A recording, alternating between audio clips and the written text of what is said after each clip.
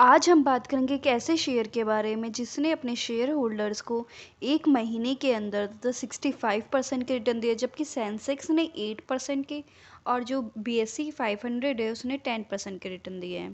और अगर हम 6 मंथ्स की बात करें तो 6 मंथ में इसने अपने शेयर होल्डर्स को 108% के रिटर्न दिए हैं, जबकि सिर्फ सेंसेक्स ने 10% के रिटर्न दिए हैं।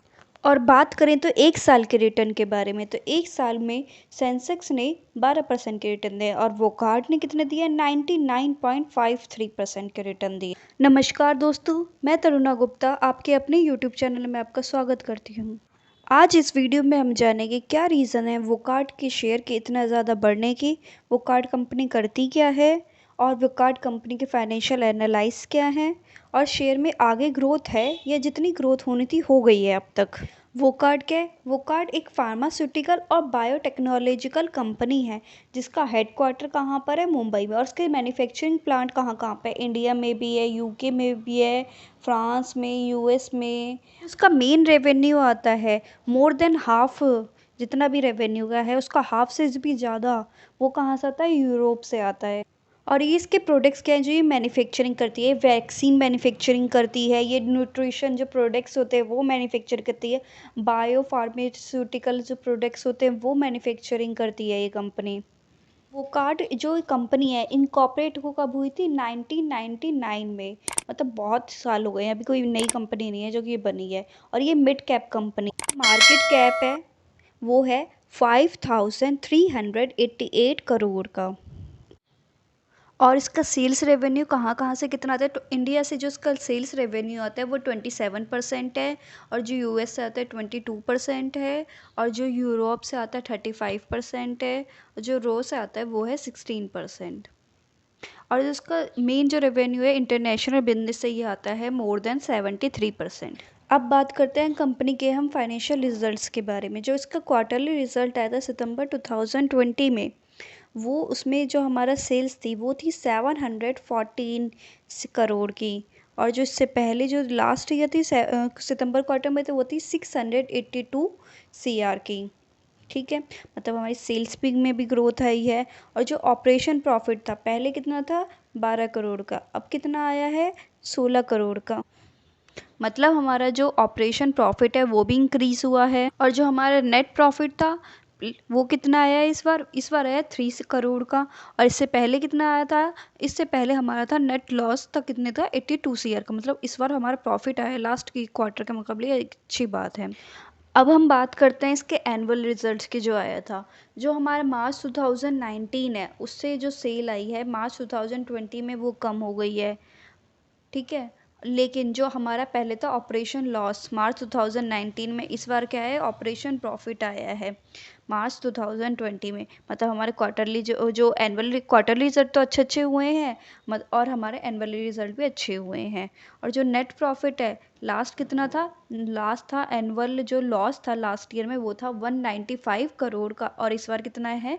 69 करोड़ का। मतलब हमारा जो नेट लॉस है वो भी लास्ट ईयर के मुकाबले इस ईयर इम्प्रूव हुआ है। तो मतलब कंपनी के जो फाइनेंशियल रिजल्ट्स हैं वो धीरे धीरे इम्प्रूव होते जा रहे हैं। ये भी एक शेयर के लिए अच्छी बात थी।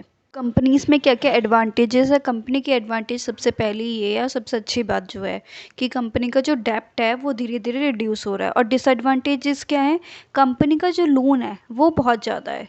ठीक है, उस वजह से वो क्या कर रहा है? इंटरेस्ट उसका ज़्यादा है। इस वजह से जो उसका प्रॉफिट है वो इतना अच्छा नहीं है जो कि उसके लोन के जो इंटरेस्ट का अमाउंट है उसे पे कर पाए।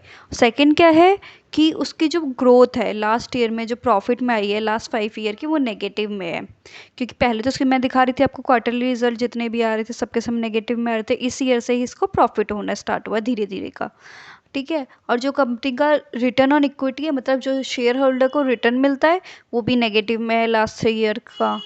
और जिसका डेटर रेशो है, डेटर रेशो क्या होता है? डेटर रेशो वो होता है जब हमें अपने जो पार्टीज़ है उन्हें हमने माल दे रखा है, उनसे हमें पेमेंट जो रिसीव होगी वो क्या हो रही है? वो लेट हो रही है। ये हमारा हाई डेटर रेशो है, 159 डेज में एक डेटर से पेमेंट रिसीव हो रही है।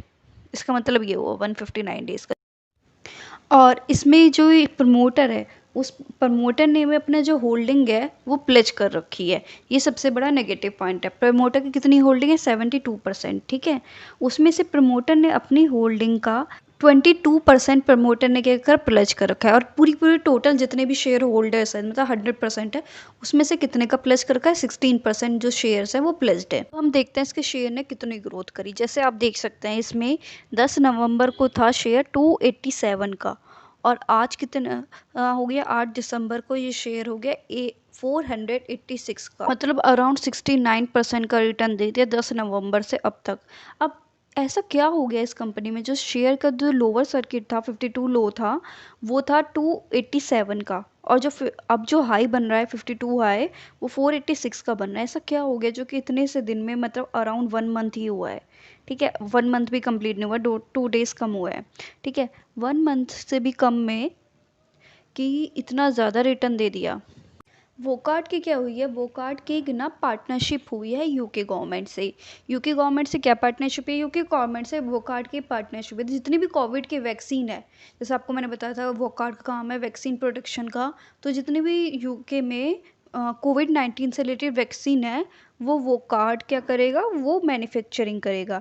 इस वजह से भी ये शेयर इतना भाग रहा है, क्योंकि आपको पता है सबसे पहले यूके ही गवर्नमेंट है जिसने कोविड की वैक्सीन लगानी फाइजर कंपनी की अलाउड कर दी है, पर अप्रूव कर दी है, सॉरी।